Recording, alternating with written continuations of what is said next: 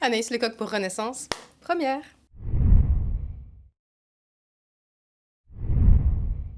Je m'appelle donc Anaïs Lecoq et j'ai créé Renaissance il y a quelques mois, mais je suis diététicienne depuis bientôt 10 ans. J'ai d'abord été à l'école hôtelière de Namur et là je me suis rendu compte que l'alimentation m'intéressait beaucoup parce qu'on avait un super cours de diététique et justement ce qui me manquait dans la partie cuisine c'était la réflexion. Je trouvais ça super intéressant mais je trouvais que ça allait pas assez loin au niveau scientifique et donc c'est pour ça que j'ai décidé d'entamer des études de diététique à Liège.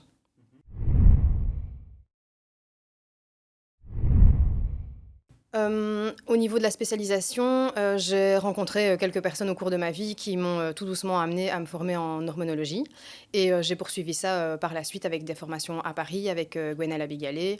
Notamment, j'ai suivi, quelques formations, en live avec le docteur, Résimond. J'ai lu pas mal de bouquins sur le sujet parce que c'est un sujet qui m'intéresse, beaucoup et comme moi, également j'ai des problèmes de thyroïde, c'est toujours un domaine qui m'a vraiment intéressée. C'est pour ça que j'ai décidé de me spécialiser, essentiellement dans ce domaine-là. Renaissance, je l'ai créé, de base parce que je trouve qu'au niveau de la diététique, il y a, pas mal de privations et moi j'étais vraiment contre ça.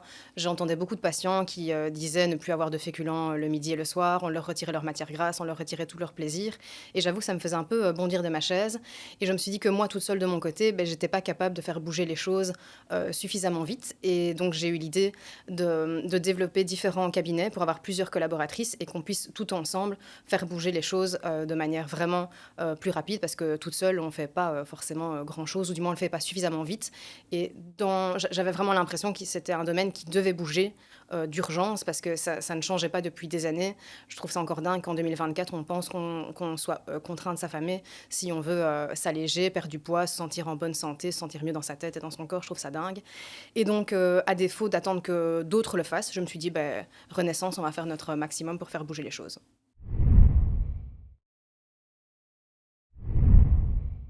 Beh, globalement, on prend en compte l'ensemble, de l'histoire du patient, que ce soit au niveau, psychologique, physique, hormonal, métabolique et c'est ce qui fait qu'on parvient à sortir un plan qui est très, très personnalisé. Donc on fait bien entendu un rééquilibrage alimentaire, mais on s'occupe aussi des problèmes, de digestion, des problèmes de sommeil, de l'humeur, des problèmes métaboliques. On a beaucoup de patients, comme je le disais tantôt, qui ont de l'hypothyroïdie.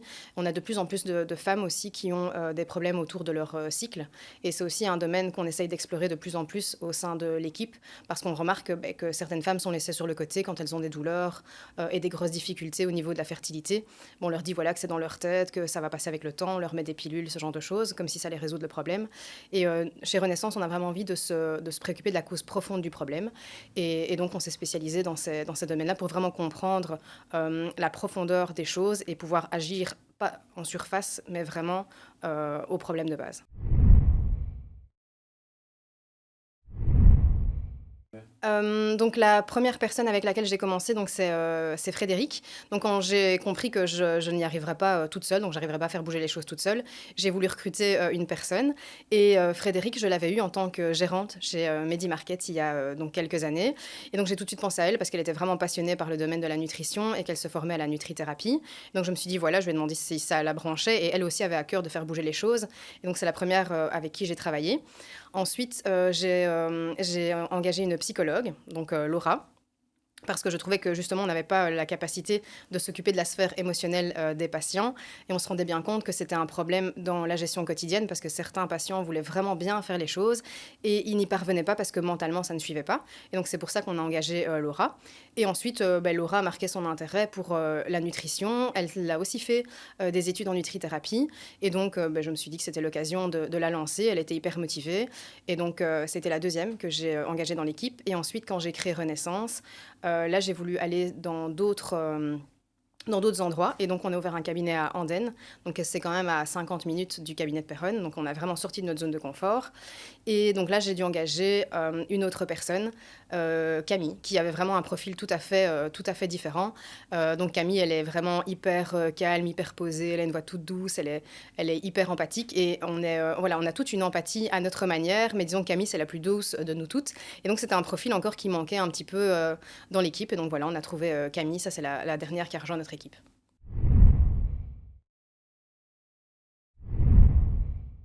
Donc Renaissance, on a commencé donc à Givry et Péronne. Là, on est implanté depuis, allez, 10 ans pour, Givry, 5-6 ans pour Péronne. On a ouvert donc Andenne au mois d'août et là, on a ouvert début, février Dotigny et Sambreville.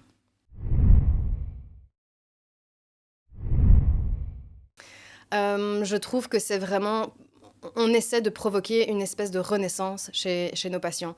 Parce que souvent, quand ils viennent, chez nous, ils sont pas spécialement en bonne forme, psychologiquement, physiquement, ça va pas trop et on essaye de vraiment de s'occuper de la cause profonde de leurs problèmes et de vraiment regarder tous les points de leur vie pour vraiment trouver, la source, les choses sur lesquelles agir et provoquer, chez eux vraiment, une véritable renaissance et souvent, c'est un mot qui est beaucoup partagé.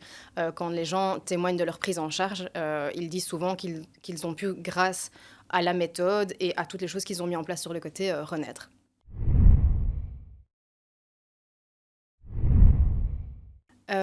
Pour mes objectifs personnels dans les 10 prochaines années, je dirais qu'ils sont intimement liés à mon boulot parce que, voilà, je pense que les gens l'ont compris, je vis vraiment presque que pour ça.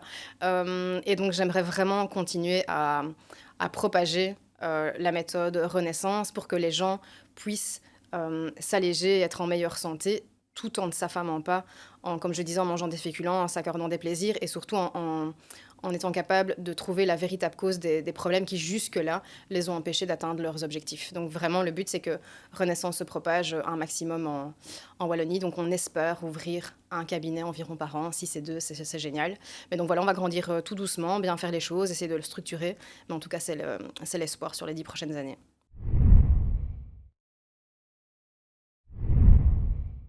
Hem, J'aimerais bien donc, créer une formation pour, des diététiciennes ou éventuellement des coachs en nutrition. Vraiment une formation, complète, mais justement je vais pas en dire plus parce que si quelqu'un me prend l'idée, je vais être trop triste.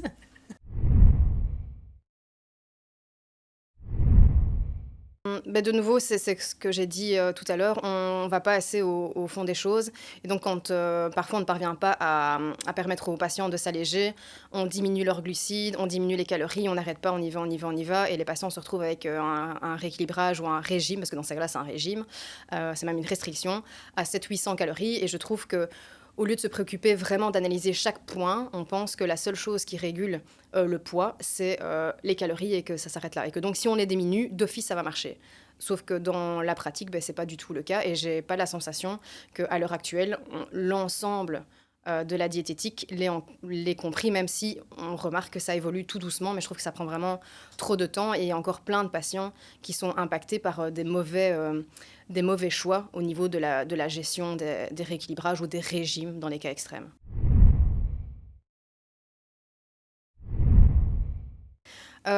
Beh, je pense que ce qui fonctionne, mais qui est à la fois à double tranchant, c'est l'authenticité. Comme je le dis souvent à mes patients, et Laura va le confirmer, je suis diététicienne et pas, comédienne, donc j'ai beaucoup de difficultés à cacher, ce que je pense, donc tout se voit sur ma tête. Quand ça va, ça se voit, quand ça ne va pas, ça se voit. Donc je ne sais rien cacher et comme je ne sais rien cacher, beh, je suis forcée, entre guillemets, «d'être authentique». Enfin, je l'ai toujours été, mais je suis forcée d'autant plus d'être authentique parce que vraiment mon visage laisse vraiment transparaître tout ce que je pense. Ça peut être, certains patients ont besoin de ça.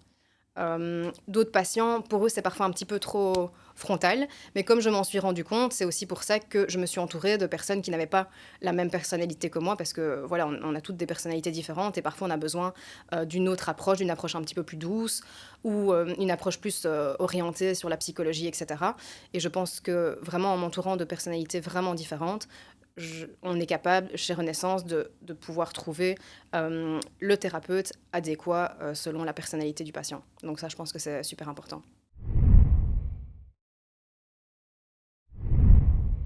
Qu'est-ce que je fais quand je ne travaille pas? Je travaille. Vraiment, je suis toujours authentique, donc voilà, on va le rester. Vraiment, Renaissance me prend vraiment beaucoup, beaucoup de temps et donc les jours où je consulte pas, beh, comme le cabinet ne tourne pas tout seul et que la page ne s'alimente pas toute seule, je crée les podcasts, n'importe quoi. Je crée les les posts Facebook, je crée, les newsletters, je lis aussi pour être capable de justement créer, ce contenu. Beh, je me forme, voilà, avec Laura à l'Hormono, tous les dimanches. On continue de se former à ce niveau-là. J'aime aussi beaucoup le développement personnel, donc ça m'arrive de regarder, des vidéos sur YouTube, de David Laroche entre autres ou ce genre de choses. Le sport aussi. Je dois parfois me forcer un peu à y aller, mais globalement, après, je me sens bien, donc je continue. Parce que c'est aussi l'occasion de montrer aux gens que parfois, l'envie, c'est important, la motivation, c'est important, mais il y a aussi une part de discipline. Et justement, c'est la chose que je mets en avant avec le sport parce que j'ai pas toujours envie d'y aller, mais j'y vais à chaque fois parce que la discipline, c'est hyper, hyper important. Et donc, justement, ça me permet, par le sport, de pouvoir donner cet exemple-là aux patients quand ils me disent: Ah oui, mais vous êtes toujours motivé. Je dis: Ah non, non, non, non, pas dans le sport, les petits gars. Et je trouve que c'est toujours un exemple super pertinent. Donc, le sport, j'aime bien, mais je dois un peu m'autodiscipliner pour y aller, j'avoue.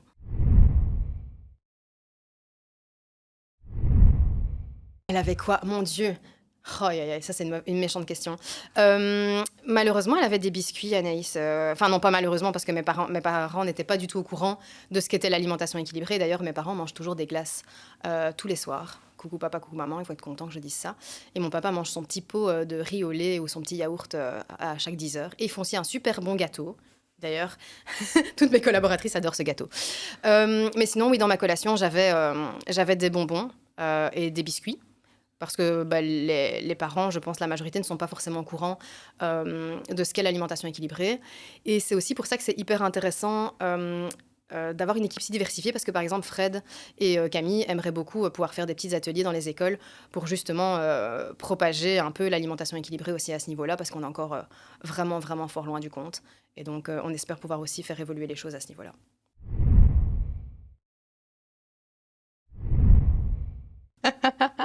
Mais Anaïs, elle est chez elle. Donc Anaïs, elle a même pas besoin de faire de mallette en fait. Oh, la classe.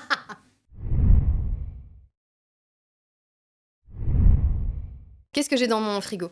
J'ai des avocats, j'ai du saumon fumé, j'ai du jambon, j'ai du poulet. Qu'est-ce que j'ai d'autre? Ah, j'ai de l'alpro soja aussi. J'ai des tomates, j'ai des courgettes, j'ai plein de trucs. Mais j'ai aussi des choses qui ne sont pas saines, hein, parce que quand même.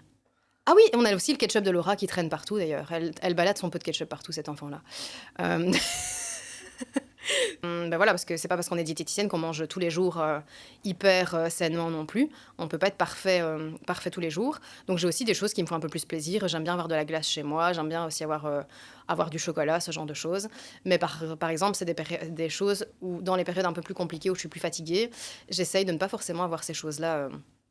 Chez moi, parce que c'est un peu plus tentant et je trouve que quand on est fatigué psychologiquement ou physiquement, c'est un peu plus difficile de rester bienveillant par rapport à son alimentation et logique. Donc dans ces cas-là, j'essaye d'éviter. Mais si pas, j'ai toujours quand même des petites douceurs chez moi. Et surtout, ça c'est important quand même qu'on se le dise, j'adore aller chercher des McFlurry caramel spéculoos.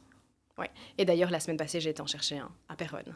Enfin, au McDo, juste à côté de chez moi. J'étais pas très fière. J'ai hésité un petit peu avant de tourner. Je me suis dit, est-ce que j'y vais pas?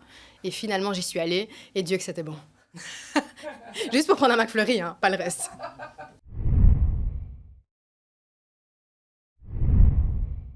Bah, généralement, voilà, on lui demande un peu forcément sa disponibilité, le créneau horaire dans lequel il veut avoir un rendez-vous. On va la refaire. Puis c'était bien, c'était pas bon. Donc, quand un patient appelle pour avoir un rendez-vous, on lui demande forcément le cabinet sur lequel il souhaite avoir un rendez-vous, le créneau horaire de préférence. Et ensuite, on lui envoie déjà quelques petites informations liées au suivi, puisqu'on a mis toute une petite série de mails en place pour que le patient sache un peu dans quelle aventure il s'embarque. Donc, on lui donne déjà des petits conseils préalables sur les petites choses qu'il peut déjà mettre en place. On lui dit voilà, qu'il peut déjà poser des questions. Et il y a 3-4 mails qui lui arrivent comme ça avant qu'il arrive chez nous. Et donc, quand il arrive chez nous, il sait déjà, par exemple, que le déjeuner salé, ce sera entre guillemets obligatoire. Il sait déjà qu'il va avoir des féculents à chaque repas. Il sait plus ou moins déjà où il va. Même si certains ne lisent pas les mails et sont encore surpris, mais globalement, depuis qu'on fait ça, les gens savent où ils mettent les pieds.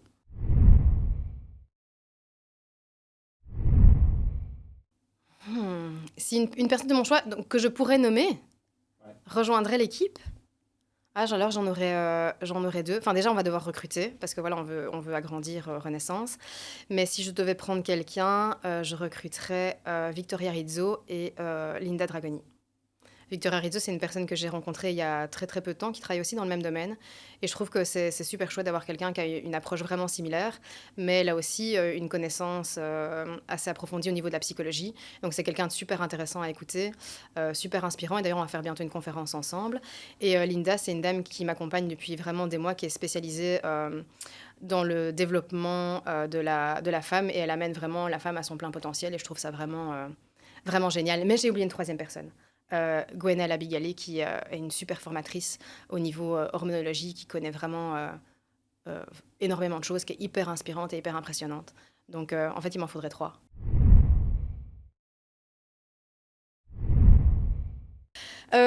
On a besoin de quelqu'un qui soit, motivé, qui soit prêt à travailler en équipe, qui ait envie de faire avancer, les choses, vraiment, qui soit prêt à sortir un peu des sentiers battus. Vraiment quelqu'un d'investi et d'ouvert, quelqu'un d'authentique aussi et surtout, quelqu'un de loyal sur qui on peut compter. Ça, c'est hyper important. Pour le moment, on a vraiment on est 4, ça se passe vraiment super bien et donc c'est important pour moi de garder le même équilibre, à ce niveau-là parce qu'on a la chance d'avoir une super bonne équipe et donc on va venir rajouter tout doucement des éléments et c'est hyper important que cette équipe reste aussi, bienveillante, aussi motivée et aussi à l'écoute et donc c'est la prochaine personne qui va venir nous rejoindre, doit vraiment avoir ces qualités.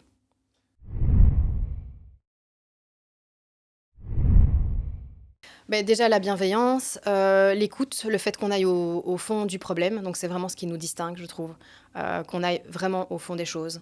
On prend la personne dans son ensemble et on regarde vraiment pourquoi jusque-là ça n'a pas fonctionné.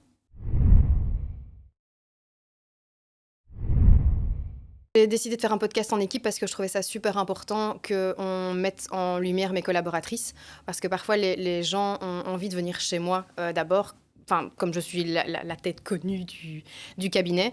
Mais je trouve qu'elles méritent toutes d'être mises en lumière et je voulais par ces vidéos qu'elles puissent chacune montrer leur personnalité, leur parcours pour que les gens puissent apprendre à mieux les connaître et, entre guillemets, choisir leur professionnel de santé suivant leur ressenti par rapport aux vidéos et par rapport à ce qu'elles partageaient.